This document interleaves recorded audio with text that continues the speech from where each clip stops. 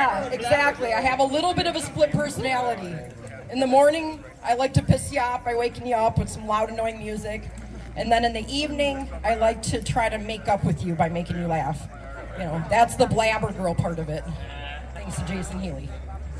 So he won't claim that, but I don't know what is wrong with this microphone. I'm not used to using a stand. I'm not used to being so static, but I got some little moves for you guys tonight. So I try my stand. So anyway, if some of you guys don't know me, there's a few things you might want to learn about me, like how I'm married, but I'm kind of lucky because I actually like my husband, and he likes my boobs. I am a Minnesotan, but I actually identify as a Wisconsinite. And as a profession, I'm a professional gardener, believe it or not, which is a very part-time thing in Minnesota. But no, I do not grow tomatoes or pot, actually.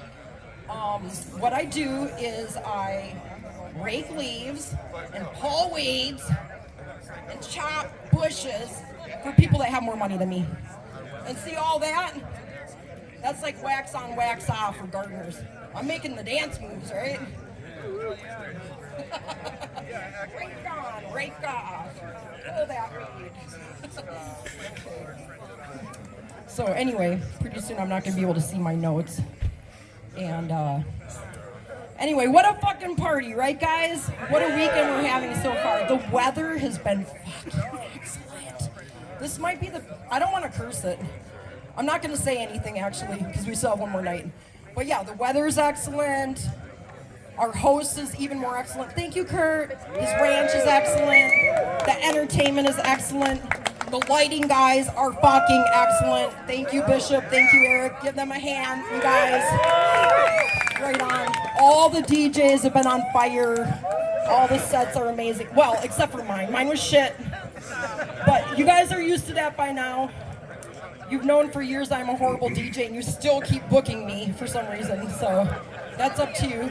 I think you really just need your hardcore Wheaties, breakfast of the champions. So, what? Yep, softcore brunch. You guys got that little memo this morning. It was softcore brunch because there was no pancakes. Yeah, somebody had pancakes, but I missed out on the pancakes. Yeah. Okay, I only had 2 hours of sleep. That's the note I just got you right there. 2 hours of sleep, guys.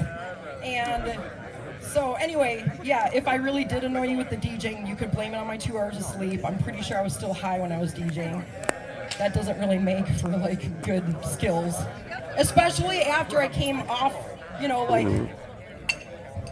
was a 3-hour space of time of silence, but still I did follow after Brenda, for God's sakes.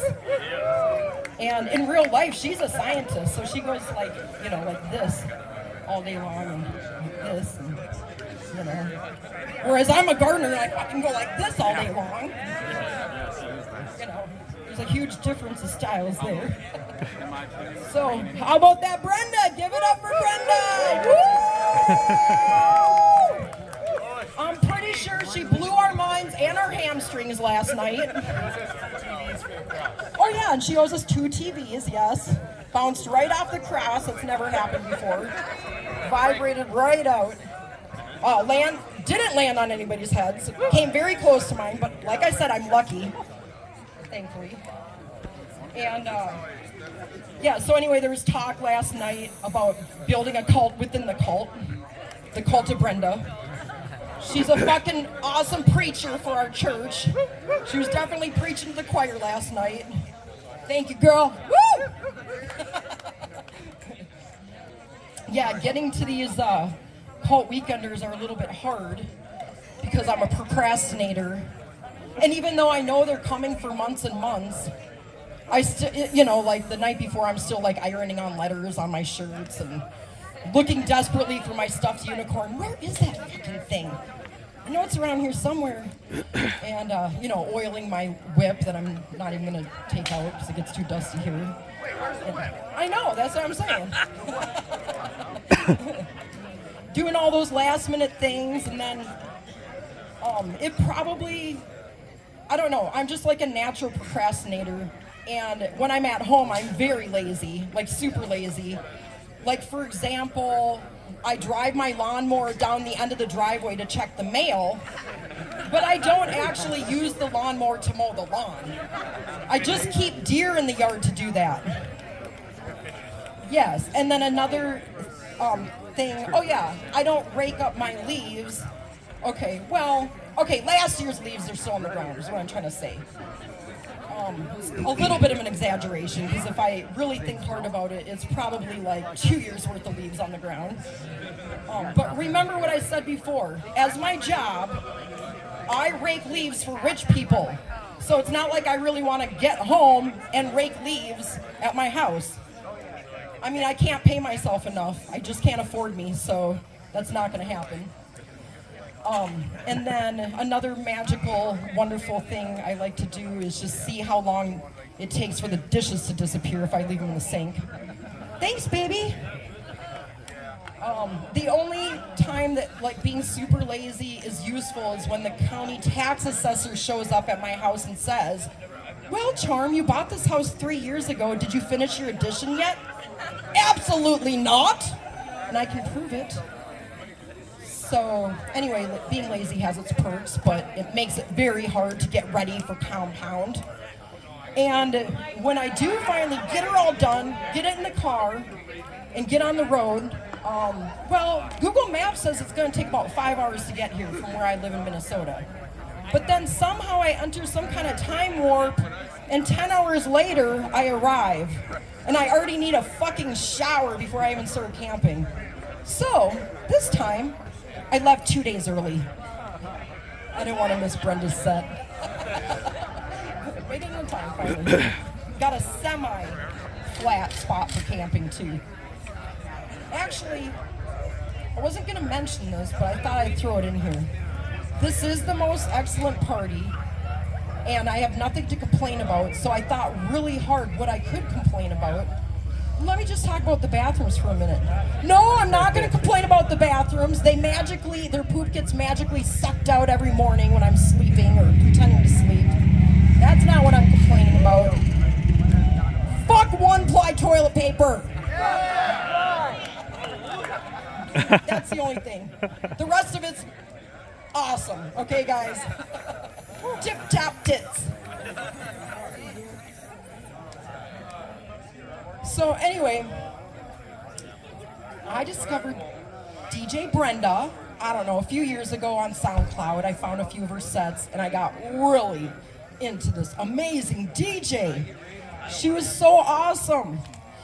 I don't know. Anyway, for the past few years, I've been nagging Kurt to book her, feature her, and I'm not taking any credit for the fact that he did book her because she was already on his radar.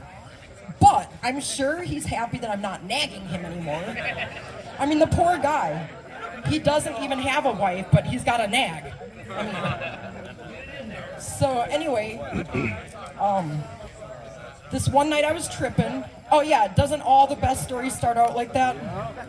It was really good shit, and I could not figure out how to load the fire or turn on the radio. So we crawled to the Trailblazer. That's my car. And it kind of, first, the trip kind of went like this.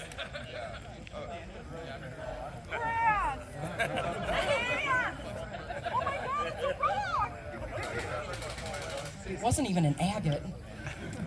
And so anyway, and then we get to the Trailblazer and it's kind of like this. Grab onto the car for dear life, because you're like an astronaut in the ocean at that point. Somehow we got our asses into the car, got the key in the ignition, opened the skylight, turned on SoundCloud, and went full force on DJ Brenda. She brought us to the moon that night, and then back again, then back to the moon, then back to the car, then back to the moon. And every once in a while I had to pee, but I couldn't really hold on to the car, and I felt like I was gonna fly away, so. Anyway, that's when my husband discovered how awesome techno is, because he was never really into it. Except for Neil Landstrom, which is kind of funny. Little segue for that one. One time I was playing at a punk party and the kid after me was going to play some techno. And it was definitely a kid like the young generation, the new generation of DJs. And my husband Scott was drilling this kid like, well, what kind of techno are you going to play? And the kid was like, I don't know, like really good techno. Okay, well, you know, who are some of the artists you're going to play? I don't know, it's just good. Well, are you going to play some Neil Landstrom? Who's Neil Landstrom? What do you mean, who's Neil Landstrom? What do you never heard of Neil Landstrom? Oh, come on. You don't play techno. You don't even know techno. And it got worse. You know, I had to like kind of like, hey, baby, just leave this guy alone. So let's go. Got the mixer left. The whole hour and a half driving home from the Twin Cities. That fucking kid. Kids don't know anything these days. He doesn't know Neil Landstrom. How can he call himself techno? So anyway, it's all good. Little kids need their balls busted every once in a while. Some history needs to be served up on that platter. I'm not saying that us old people know everything. I'm sure the young people can teach us some shit too. Like how to get our contacts back on our cell phone when they disappear. But I'm sorry, Brenda, I forgot to warn you that I was just gonna like stand up here and like do like 15 like jokes about how much I love you. I feel like that's kind of bad for Brenda. Anyway, yeah, because that, you know, when we listened to Brenda that night for like 6 hours, that was like her warm-up marathon set that she didn't even know she was doing. And anyway, so after like a year of listening to Brenda, I felt like she was my friend. I didn't know her and she didn't know me. But not only did I feel like she was my friend, but I felt like she was my best friend because she was like giving me everything that I needed and wanted in life. And I would just like talk to her like, you go girl. Oh yeah, Brenda, you work it. Rock it, girl. Brenda. Yeah, so anyway, it's kind of weird and creepy. Sorry, Brenda. I shouldn't really be admitting all this shit. And so, you know, like within our small scene, you can like really rub shoulders with your heroes and stars, and so I felt like maybe I would take a chance. Oh, well, actually, let me back up one step. Before I decided to take a chance and reach out to Brenda, she was doing all these really nice things for me. Like, for example, she was getting my ass to work every morning. Yeah, just driving me to work, and then after work, she was doing all these other really nice things for me, like raking the 2-year-old leaves out of my lawn, and she'd even like mow my lawn, and I didn't even, you know, who needs hungry deer around when you got Brenda? So, yeah, and then she like makes all my really boring paperwork exciting. She'd even like balance my checkbook.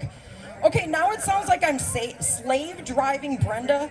But seriously, I kept all the hardest chores for the D-Mix. He was the DJ that painted my ceiling and decluttered my garage. Sorry. Okay, I thought that one was... It was funny. I love doing jokes about D-Mix when he's not here. So I finally reached out to Brenda after like a year of like being obsessed with her DJ sets, and I, you know, whatever, sent her all that praise, and she wrote me back. I was so fucking geeked. I was like, my best friend wrote me back. She's real. This is not part of my imagination. And then not only did she become like kind of like my friend through Messenger, she also became my mentor when I was like, oh, I can't keep lugging around these vinyl records anymore.